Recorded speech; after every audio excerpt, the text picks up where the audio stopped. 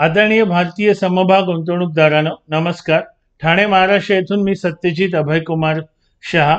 नेहमीप्रमाणे माझी जी 6 वर्षापासून सुरू आहे ती ELM म्हणजे इक्विटी लिटरसी मिशन अथवा मराठीत ज्याला समभाग गुंतवणूक साक्षरता मोहीम, याच्याद्वारे मी भारतीय समभाग गुंतवणूकदारांना समभाग गुंतवणुकीविषयी योग्य माहिती, त्यांच्या मनात असलेले गैरसमज वगैरे सगळे दूर करण्याचा प्रयत्न करतोय. कारण बहुसंख्य भारतीय गुंतवणूकदार हे फक्त 5, 6, 7% दरवर्षी मिळेल याच्यावर खुश असतात. पण जर समभाग गुंतवणूक योग्य प्रकारे केली तर त्यांना भरपूर परतावा मिळतो हे त्यांना माहीत नाही. कारण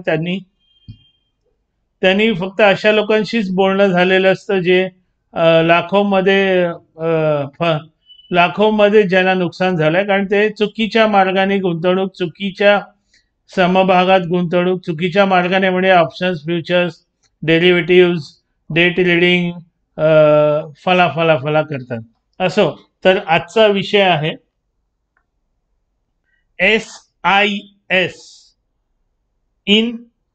SIS strategy in shares investment अथवा मराठीत समभाग गुंतवणुकीतील SIS तंत्र. आता तुम्ही म्हणाल हे SIS हे काय नवीन आहे, आम्हाला फक्त SIP माहिती आहे. SIP म्हणजे सिस्टमॅटिक इन्व्हेस्टमेंट प्लॅन, ही म्युच्युअल फंड मध्ये असते. याचा अर्थ तुम्ही म्युच्युअल फंड वाल्यांना कळवायचं, माझी दर महिन्याला या तारखेला मी तुम्हाला जे काय त्यांचं असेल तेवढा तीच रक्कम माझ्या अकाउंटमधून कापून घ्या आणि ती माझं त्या म्युच्युअल फंडचं कॉन्ट्रीब्युशन. माझं तसं नाही. माझे SIS म्हणजे सिस्टमॅटिक इन्व्हेस्टमेंट इन शेअर्स. आता काय फरक आहे SIP आणि SIS? आता तुम्ही म्हणाल मी SIP बघून मी SIPचं कॉपी करून SIS केलेलं आहे. तसं नाहीये, कारण मला कॉपी करायची काही गरज नाहीये. मी जे गेली अनेक वर्ष मी जी गुंतवणूक करतोय, ज्याप्रमाणे करतोय, हे फक्त तुम्हाला शिकवण्याचा, तुम्हाला समजावून सांगण्याचा, दाखवण्याचा प्रयत्न आहे. आणि पहिलं एक लक्षात घ्या, आजकाल कोणीही स्वतः कसं करतं हे दुसऱ्याला सांगायला जात नाही. आता हा धागा धरून लगेच तुम्ही काय गुंतवणूक करता, किती करता, याच्या पुढे किती करणार, कुठली करणार, कशात करणार, काय करणार, तुमचा पोर्टफोलिओ दाखवा, 6 महिन्यानंतर तुम्ही कशात गुंतवणार, 1 वर्षानंतर कशात गुंतवणार, हे असं काही मी माझं सगळं नाही सांगणार. हे कायद्याने पण नाही शक्य, पण जेवढं शक्य आहे तेवढं मी सांगणार. आता SIP म्हणजे काय असतं? SIP म्हणजे तुम्ही दर महिन्याच्या एका तारखेला एवढी रक्कम त्या म्युच्युअल फंड मध्ये तुमच्या बँकेतून ट्रान्सफर होणार. माझं SIS म्हणजे सिस्टमॅटिक इन्व्हेस्टमेंट इन शेअर्स. एक माझं उदाहरण देतो. मी 5 का 6 वर्षापूर्वी ठरवलेलं मला अबक नावाच्या समभागाचे 10,000 समभाग मला हवेत, जे मी 2030 पर्यंत करण्याचा माझा मानस आहे, तेव्हाही होता. त्यावेळेला त्याची किंमत अंदाजे 140, 135, 145च्या आसपास होती. त्यावेळेला मी 2030 पर्यंत किती ट्रेडिंग डेज होतात, आता ट्रेडिंग डेज म्हणजे 365 दिवस वर्षात आहेत, त्यातले मी दर महिन्याचे 8 दिवस सुट्टी समजतो, शनिवार रविवार. तर 365 मधून ते 8 गुणिले 12, 12 25 62 बरेसाठी 84 82 96 म्हणजे 100 वजा केले, अंदाजे 250 दिवस आपल्याला ट्रेडिंगला मिळतात, अंदाजे. आणि त्याच्यात ते दिवाळी, दसरा, 15 ऑगस्ट वगैरे सोडा, पण मी अंदाजे 250 धरले. आणि मग 10,000 शेअर्स मला किती वर्षात करायचे, त्याप्रमाणे मला प्रत्येक दिवशी किती घ्यायचे हे मी काढलं आणि मला उत्तर आलं 3 किंवा 4. पण मी मुद्दाम 4 घ्यायला सुरू केली. मग 4 घ्यायला सुरुवात केली, कारण जेवढ्या लवकर होईल तेवढ्या लवकर चांगलं. आता का केलं, कुठला समभाग, ते मी काही सांगत बसणार नाही, पण ह्याच्या मला काय फायदा होतो मी सांगतो. तो समभाग एकदा अगदी 500च्या आसपास गेला होता, तेव्हाही मी 4 घेतले. नंतर परत 390लाही आला होता, तेव्हाही 4 घेतले. माझं ॲव्हरेजिंग आउट जबरदस्त चांगलं होतं. आणि सिप म्हणजे काय असतं, महिन्याच्या एकाच दिवशी, ज्या दिवशी नेमकं 500 रुपये असेल त्याच दिवशी मी ते पैसे टाकले, मला नुकसान आहे हो. आता सीस मी कसं करतो, समजा आज 500 आहे, मी ठरवलं नाही घ्यायचे, आज नाही घेत. दुसऱ्या दिवशी 490 आला, 8 घेतो. ज्या दिवशी 390 आला अथवा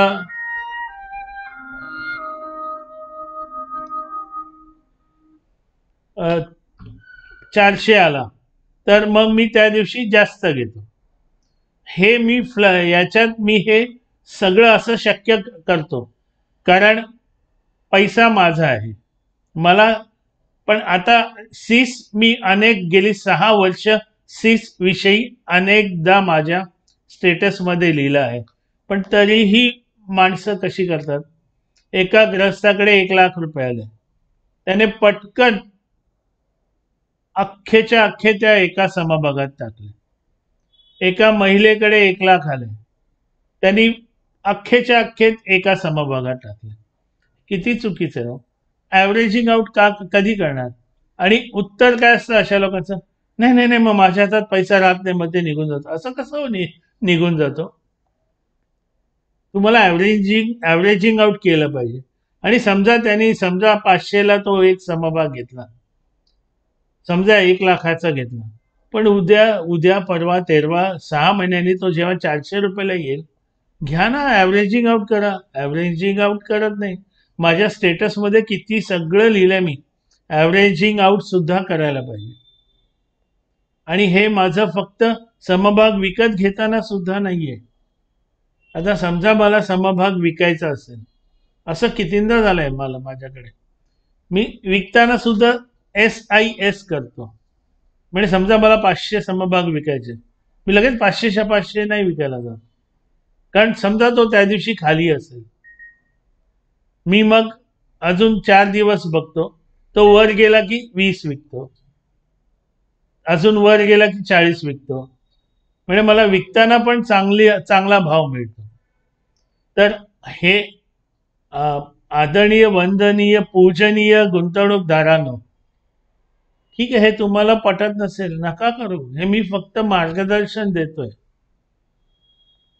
उलट मी असं तरी नाही, बाकी आता मला एक व्हिडिओ म्हणजे युट्यूबरचा आठवत आहे, एक माझा लाडका समभाग, ज्याने आता 4 का 5 वर्षात 2500 का 2600% परतावा दिला.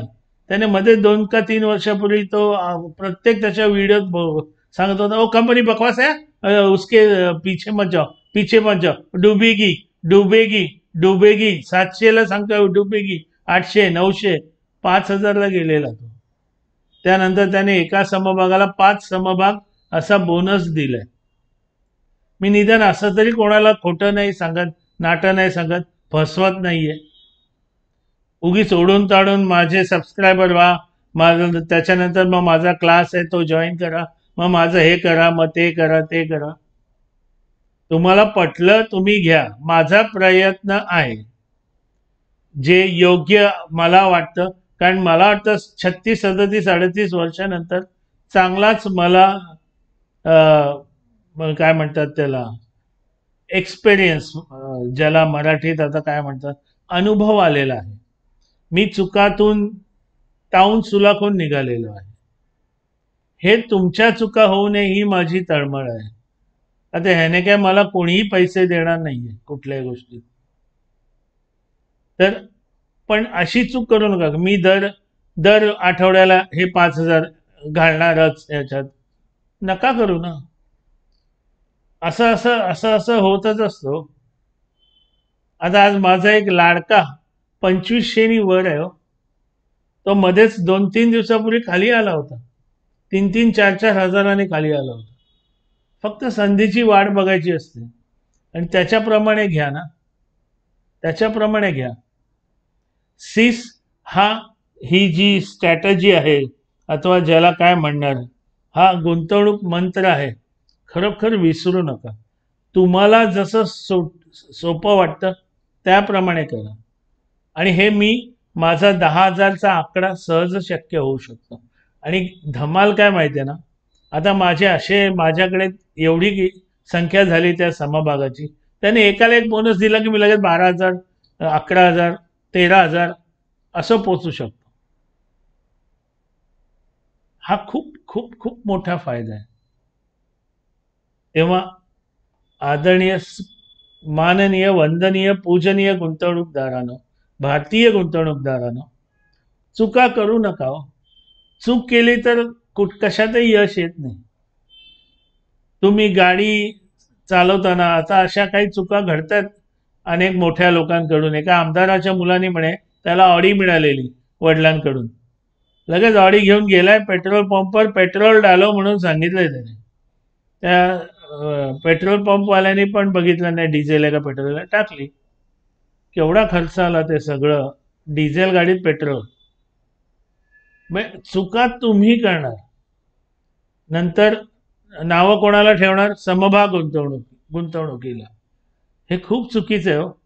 अनेक अनेक मोठी मोठी व्यक्ती समभागात योग्य प्रकारे गुंतवणूक करून श्रीमंत नाही, महाश्रीमंत झालेली आहेत. आपण फक्त नावं ठेवायला हुशार आहोत किंवा दुसऱ्याला ट्रोलिंग करायला हुशार आहोत. आता मला पण काही जणांनी ट्रोलिंग केलेलं, एवढं मिळतं का समभाग गुंतवणुकीत, हे मिळतं का ते मिळतं का.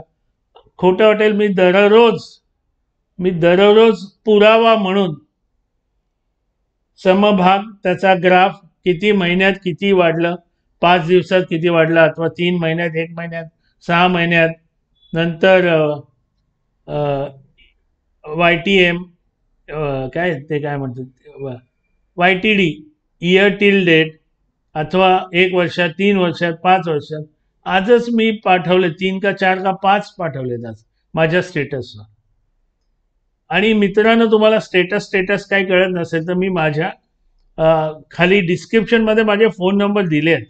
त्या दोन्ही फोनवर, कुठल्याही फोनवर तुम्ही व्हॉट्सअप पाठवू शकता आणि तुमचं संपूर्ण नाव. आता मला एक आढळून आलंय, लोक फक्त नाव लिहितात. कितींदा आहे, संपूर्ण नाव लिहायला काय प्रॉब्लेम आहे? आता एकाच नावाचे 4 जण असतील तर मी कसं सेव्ह करायचं सांगा ना. संपूर्ण नाव आणि तुम्ही कुठल्या शहरात, गावात, कुठे राहता. मी काय ती इन्कम टॅक्स वाला नाहीये आणि मला कोणाचं काय नाव आहे, कोणाचं काय आडनाव आहे, मला ह्याच्याशी काहीही संबंध नाहीये.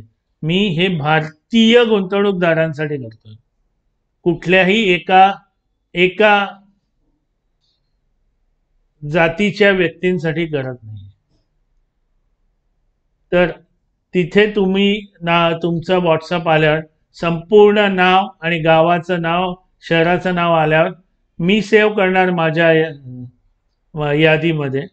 माझ्या यादीमध्ये सेव्ह झालं की आपोआप तुम्हाला दररोज माझी व्हॉट्सअपवर स्टेटसवर समभाग गुंतवणुकीविषयीचे माझे स्टेटस दिसणार. आणि एक लक्षात घ्या, मी happy Diwali, happy new year, happy Marathi दिन, हॅपी हॅपी हॅपी, मी असलं काही करायला जातच नाही. आणि मला केलं तरी त्यांना 2दा सांगतो, 4दा सांगतो, 5व्यांदा बंद. त्यांचं माझ्या ह्याच्यातूनच नाव काढून टाकतो, त्यांना ते बघायलाच मिळत नाही स्टेटस. आणि मी माझं लक्ष आहे, अनेक जण खरंच व्यवस्थित वाचतात, त्यांना खूप फायदा होतो. आणि गंमत म्हणजे त्यांना समभागाचं नाव नाही सांगत, कोणालाही नाही सांगत, तरी त्यांना फायदा होतो. याचा अर्थ माझी चळवळ ही चुकीची नाहीये. मी उलट तुमची गाडी रुळावर आणण्याचा प्रयत्न करतोय, तुम्हाला मार्गदर्शक बनवण्याचा प्रयत्न करतोय. आता अनेकांना हे मार्गदर्शक वगैरे शब्द असे जात असतील, अनेक मराठी व्यक्तींना. मार्गदर्शक म्हणजे साध्या भाषेत वाटाड्या, किंवा तुम्हाला गाईड. लहानपणी आपण कसं गाईड, त्याला मार्गदर्शक म्हणतात किंवा गाईड.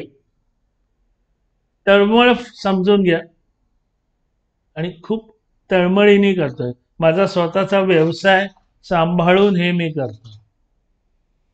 तेव्हा अजूनही काही तुम्हाला नसेल कळालं खाली कॉमेंटमध्ये लिहा. आणि तुम्ही अजूनही मला व्हॉट्सअप नसेल पाठवल्या कॉमेंटमध्ये लिहिल्यावर तुमचा व्हॉट्सअप क्रमांक द्या. मी तुम्हाला संपर्क करतो. मला लाज नाही, पण तुम्ही कोण आहात तुमचा क्रमांकच नाही माझ्याकडे, मी कसं म्हणजे तुम्हाला कसं दिसणार माझ्या व्हॉट्सअपवर मी खूप खूप गेली 6 वर्ष व्हॉट्सअप अजूनही चालू आहे रोज. आणि कमीत कमी 10 तरी व्हॉट्सअपवर माझे संदेश असतात. तेव्हा SIS हे जे समभाग गुंतवणुकीतलं तंत्र ज्याला हे मी नाव दिलंय, हे वापरून बघा तुम्ही.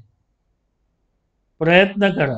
प्रयत्नांती परमेश्वर अशी आपल्याकडे एक म्हण आहे. आणि हे पहिलं हे लक्षात ठेवा, an equity investment is an art. It is neither a fluke nor a gamble.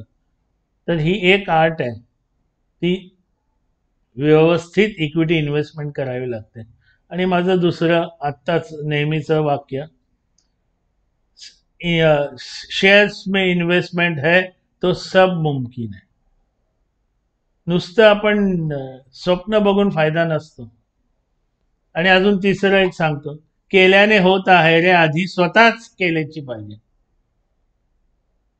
असं नाही की केल्याने होत आहे रे फक्त टिप्स मागितली पाहिजे आणि नंतर टार्गेट प्राइस किती दिवसात कसा. अरे सगळं आयतं घेतलं तुम्ही काय करणार. शिका शिका हो. शिकण्याने खूप गोष्टी कळतात.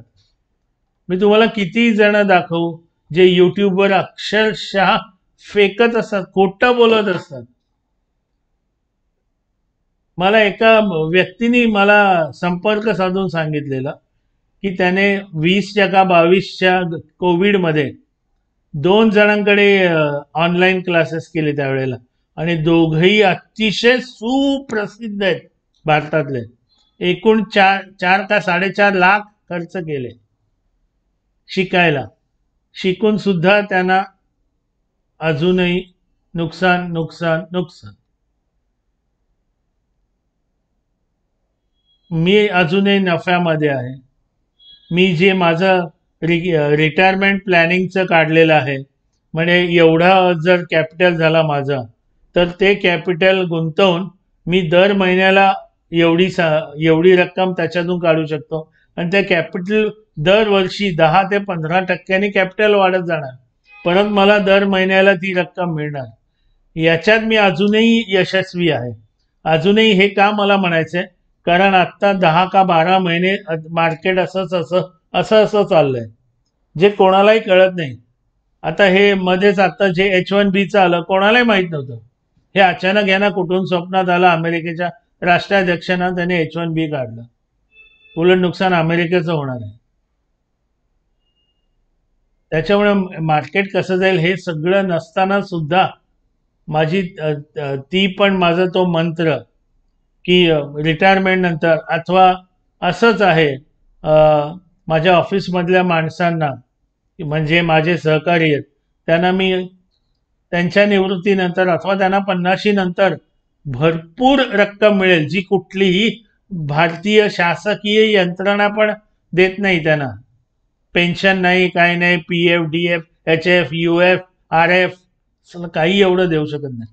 तेवढं पण कसं आहे, कारण ती माझी माणसं आहेत, मी त्यांच्यासाठी करणार. आणि तिकडे मला कुठे कायदा कोणी आड येत नाही. मी माझ्या माणसांसाठी, माझ्या मुलासाठी, माझ्या बहिणींसाठी हे मी करणार. तर आजचा व्हिडिओ कसा वाटला, तुम्हाला आवडलं, लोकांपर्यंत हे न्यावं असं वाटत असेल, ज्याने मला मदत होईल. मला मदत का म्हणजे अनेकांपर्यंत, कारण अनेकांना या गोष्टी माहीत नाहीयेत. अनेक जण फक्त पाण्यात उडी मारतात. तर हे लाईक करा, शेअर करा, कॉमेंट करा. तुम्ही स्वतःही सबस्क्राईब करा, बेल आयकॉनला क्लिक करा आणि तुमच्या मित्र नातेवाईक सगळे सोयरे सगळ्यांनाही सबस्क्राईब करायला सांगा. जय हो. धन्यवाद.